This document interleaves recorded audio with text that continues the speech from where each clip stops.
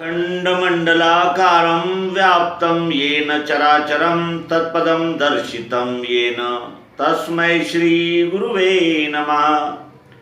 अज्ञानान्धस्य लोकस्य ज्ञानाञ्जनशलाकया चक्षुरुन्मीलितं येन तस्मै श्री गुरुवे नमः।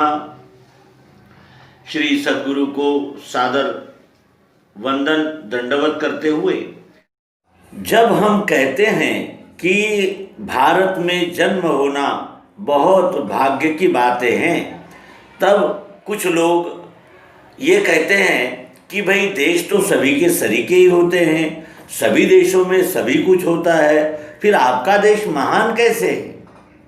और महानता के कौन से निकष आप अपने देश के लिए लगाते हैं, जिन्हें देखकर आप अपने देश को महान कहते हैं और इस महानता के गुण गाते ही रहते हैं? तो मित्रों, इसके लिए हमारी सभ्यता ने दिए हुए संदेशों, दिए हुए निर्देशों की ओर अगर हम देखते हैं तो हमें ये ध्यान में आता है कि हमारा भारत देश शुरुआत से ही वसुधैव कुटुंबकम एकोहम बहुश्याम तत्त्वम असि सर्वम खल्विदम ब्रह्म, इन सिद्धांतों पर ही चलता रहा, चलता है और चलता ही रहेगा। ऐसा क्यों है? क्योंकि हमारे डीएनए में सत्य, सत्यनिष्ठा और सत्य के प्रति समर्पण ये सदैव रहा है। हमारे ऋग्वेद, यजुर्वेद, अथर्ववेद, सामवेद इत्यादि जो 4 वेद है, उनकी ओर अगर हम देखें तो क्या नज़र आता है? ऋग्वेद की घोषणा क्या है? और उसी तरह मुंडकोपनिषद और तैत्तरीय उपनिषद, इन सब उपनिषदों की ओर देखते हैं तो उनका संदेश क्या है? फिर हम दर्शन शास्त्रों की ओर आते हैं तो दर्शन शास्त्रों ने क्या कहा है कि एको हम बहुश्याम, और इस बात को वो स्पष्ट करते हुए यानी हमारे को ऐसा जिसे कहते हैं विवरण करते हुए बताते हैं। सांख्य योग कहता है कि 24 तत्वों का ही यह शरीर बना है, चाहे वो कहीं का भी व्यक्ति हो। ऐसा क्यों कहते हैं? क्योंकि उनकी दृष्टि अखिल विश्व रूप हो गई है। अखिल विश्व को वो एक ही जानकर और मनुष्य प्राणी को एक ही दृष्टि से देखते हुए वो सिद्धांतों का प्रतिपादन करते हैं। अन्य संप्रदाय जिनमें हमारा ही संप्रदाय श्रेष्ठ है और हमारे संप्रदाय में आए बगैर किसी को मोक्ष नहीं मिल सकता, कोई निर्वाण को प्राप्त नहीं कर सकता। अगर किसी को मुक्त होना है, मोक्ष प्राप्त करना है, निर्वाण प्राप्त करना है और ईश्वर तक जाना है तो हमारे संप्रदाय से ही जाना होगा। अन्य संप्रदाय पाखंड है, ढोंग है, ऐसा अन्य संप्रदाय कहते हैं। लेकिन हमारी संस्कृति, हमारी सभ्यता क्या कहती है? हमारी सभ्यता कहती है आप किसी भी मार्ग से आए तो भी आप मार्गस्थ ही रहेंगे। केवल इतना ही है कि जब तक आप पिंड और ब्रह्मांड की एकात्मता को नहीं जान लेते तभी तक आपको अंतिम सत्य का पता नहीं चल सकता, आप अंतिम सत्य में प्रतिष्ठित नहीं हो सकते। हमारी सभ्यता किसी भी मत, पंथ, संप्रदाय, विचारधारा, शास्त्र, किसी भी दिशा का निषेध नहीं करता, क्योंकि वो जानता है मनुष्य के मन में अध्यात्म की जागृति आना यही उसके जीवन में एक क्रांति होना है। क्योंकि भोग, ऐश्वर्य, भौतिक भोग विलास, मान सम्मान और ये अनेक प्रकार के जो अभिमान लगे हैं, जाति का अभिमान, कुल का अभिमान, भाषा का अभिमान, देश का अभिमान, राज्य का अभिमान, संप्रदाय का अभिमान, अपने ऊपर संप्रदाय का अभिमान, इसमें से जिसकी नज़र उठी उसका हमारी सभ्यता, संस्कृति स्वीकार करती है और अभिनंदन करती है। वो कहती है कि आपने आंखें खोली, आंखें खुली है तो अब आप सत्य तक अवश्य ही आएंगे। लेकिन सत्य को प्राप्त करने के लिए अचल निष्ठा, सतत लगन और पक्षपात रहित विज्ञाननिष्ठ दृष्टि की आवश्यकता होती है। ये भी साथ ही हमारा संस्कार, हमारी सभ्यताएं कहती है, और इसीलिए इसे देव संस्कृति कहा जाता है। कुछ भी हो जाए, किसी भी दिशा से आवाज उठे, ईश्वर की दिशा में आवाज जा रही है क्या, हम उसका स्वागत करते हैं। क्योंकि जो पहली इयत्ता में गया है वही पीएचडी कर सकता है, जो स्कूल में गया ही नहीं, जिसको इस जीवन के विषय में, इस जीवन के रूपांतरण के विषय में और इस जीवन का निर्माण, स्थिरता और लय, इनके विषय में संदेह ही निर्माण नहीं हुआ है, आकर्षण, जिज्ञासा ही निर्माण नहीं हुई है, वो कभी भी ईश्वर को नहीं पा सकता। ये हमारे संस्कृति सभ्यता का एक, जिसे कहते हैं, अकाट्य आकलन है।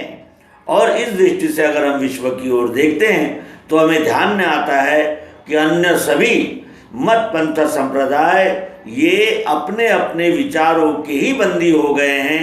अपने अपने विचारों से नज़र उठाने की इनमें न इच्छा है न प्रतिबद्धता है, और इसी का ये परिणाम है कि आज विश्व में, इस विश्व की अधिक जनसंख्या वाली दो सभ्यताएं आमने सामने खड़ी है और युद्ध के लिए वातावरण धीरे धीरे तैयार हो रहा है। ऐसा क्यों है? ऐसा इसलिए है कि वहाँ वर्चस्व की लड़ाई है। अब दूसरी ओर अगर हमारी सभ्यता की ओर देखते हैं तो हमारे इसी सहिष्णुता का अन्य मत पंथ संप्रदायों ने इतना, यानी जिसे कहते हैं कि शोषण किया है, गैर लाभ लिया है, कि आज हम अपने ही देश में, यानी हमारी संस्कृति को मानने वाले अल्पसंख्यक होने की कगार पर है। ऐसा क्यों हुआ? ऐसा इसलिए हुआ कि हम अति उदार हो गए, जो भी आया उसे गले लगाया और साथ ही उसको छूट दे दी कि वो अपने मत पंथ संप्रदायों का प्रचार प्रसार कर सकता है। तब हमारी सोच थी कि वो विचारों के द्वारा अपने अपने मत प्रदर्शित करेंगे और अपने अपने मतों से इस अध्यात्म विज्ञान की ओर धीरे धीरे चलते हुए वो जो अंतिम सिद्धांत है, सर्वम खल्विदम ब्रह्म, यह सब ब्रह्म ही है, यह विश्व ही ब्रह्म है, इस सिद्धांत तक पहुँचेंगे। लेकिन उसका उन्होंने क्या अर्थ उठाया कि अधिक से अधिक, चाहे तलवार दिखानी पड़े, चाहे धन का लालच दिखाना पड़े, चाहे किसी को ब्लैकमेल किया जाए, चाहे किसी को अंधश्रद्धा में ढकेल दिया जाए, हमारे मत पंथ संप्रदाय का प्रसार प्रचार होना चाहिए। और उसके लिए यहाँ जमीन तो उर्वरा थी। यह सभ्यता शुरुआत से ही अत्यंत उदार रही। किसी भी मत पंथ संप्रदाय का यहाँ विरोध नहीं हुआ, स्वागत ही हुआ, क्योंकि ये ऋषि परंपरा और ऋषियों की भूमि रहने से यहाँ चिंतन मनन के लिए ये देश के इस सभ्यता के दरवाजे सदैव खुले ही रहे।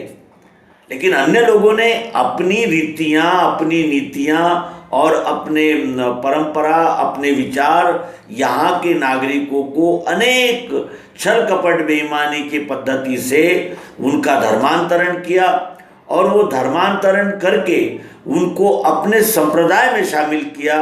और आज उसी संप्रदाय के चश्मे से राजनीति होती है, और उस राजनीति ने आज हमारे देश को इस कगार पर लाकर खड़ा कर दिया कि न हमारी कोई सुनता है, न हमारी कोई मानता है, बल्कि वो ये कहते हैं कि भाई हमें स्वतंत्र, यानी स्वतंत्रता दी जाए, चाहे फिर हम अपने देश का ही अपमान करें, अपनी संस्कृति को ही गालियां दें और अपने संस्कृति को ही बुरा भला कहे, और भले ही हम अपने ही देश को तोड़ने के मंसूबे बनाएं, भले ही हम अपने देश में हिंसाचार फैलाएं, चाहे कुछ भी करें, आप हमारा विरोध न करें। और इसका परिणाम ये हो गया है कि आज सर्वत्र अराजकता, उच्छृंखलता और वैमनस्य का ही नज़ारा दृष्टिगोचर हो रहा है। पृथ्वी पर कहीं भी कोई भी कार्य होता है तो उसका जो ध्वनि है वो हमारे देश में गूंजने लगता है। भले ही फिर उसमें ना हम इन्वॉल्व हो, ना हमारा देश इन्वॉल्व हो, हमारे देश का कोई सहभाग न रहते हुए भी अन्य स्थानों पर हुए घटनाओं के यानी निनाद हमारे यहाँ क्यों होते हैं? वो इसीलिए होते हैं कि वो दिखाना चाहते हैं कि हमारा संप्रदाय अब बलवान हो गया है, हम आपकी संस्कृति को भी नेस्तनाबूद करेंगे और एक झंडा, एक राज, एक संप्रदाय और संपूर्ण विश्व एक झंडे के तले आएगा और वो झंडा केवल हमारा ही होगा। इस कार्य को बढ़ाने के लिए कोई धन का सहारा लेता है, कोई सेवा का मुखौटा ओढ़ता है कि भाई हम सेवाधारी है, सेवा करने के लिए आए हैं, और सेवा के मुखौटों के आड़ वो केवल अपने संप्रदाय को बढ़ाने का ही कार्य करते हैं। वो एक मानवता, इस सिद्धांत पर उनका विश्वास नहीं है। एक दूसरे संप्रदाय है, वो केवल डर दिखाकर और अंधश्रद्धा फैलाकर ही अपने संप्रदाय में अन्य लोगों को शामिल करते हैं और कहते हैं कि अगर आप हमारे संप्रदाय में शामिल नहीं होंगे तो हम अत्याचार करेंगे और हिंसा करेंगे, आपको हमारे संप्रदाय में आना ही होगा। ये इतना विवेचन इसलिए किया जा रहा है कि कभी कभी उदारता का अत्यंत घृणित ऐसा उपयोग कर लिया जाता है और हमारी उदारता ही हमारी शत्रु बनकर हमारे ही सामने उपस्थित हो जाती है। आज ये दृश्य हमारी आंखों के सामने है। अहिंसा परमो धर्म, इतना आधा ही महाभारत का श्लोक उद्धृत किया जाता है और उसके अनंतर के जो एक वाक्य है जिससे अहिंसा किस पर की जाती है, कब की जाती है, अहिंसा का अर्थ क्या है, अहिंसा से क्या होता है और अहिंसा कब उपयोगी होती है, इसका जो निर्देशन किया गया है उसकी ओर हम बुद्धि पुरस्सर दुर्लक्ष्य कर लेते हैं। और अहिंसा का मतलब है निशस्त्र हो जाना, यही हमारे मन की धारणाएं तैयार होती है और उसी का ये परिणाम है कि आज हम अपने ही देश में अपने ही खिलाफ, अपने ही विरोध में होने वाले षड्यंत्रों के विषय में नहीं बोल सकते, और अगर हम अपने ही ऊपर हुए अन्याय अत्याचारों के विषय में बोलते हैं तो वो देशद्रोह, राजद्रोह और जिसे कहते हैं कि सर्वपंथ समभाव के विरुद्ध ठहरता है। सब पंथ संप्रदाय का अर्थ ये नहीं होता कि कोई एक किसी पर जुल्म करे और दूसरा बगैर चिल्लाए और बगैर विरोध करे वो सहता ही चला जाए। इस प्रकार की परिस्थिति निर्माण हुई है। आज इस मंच से हम अथर्ववेद के एक श्लोक का निरूपण करना चाहते हैं और श्लोक क्या है? मित्र से अमित्र से, ज्ञात से अज्ञात से हम सब के लिए अभय हो। रात्रि के समय हम सब निर्भय हो और सब दिशाओं में रहने वाले हमारे मित्र बनकर रहें।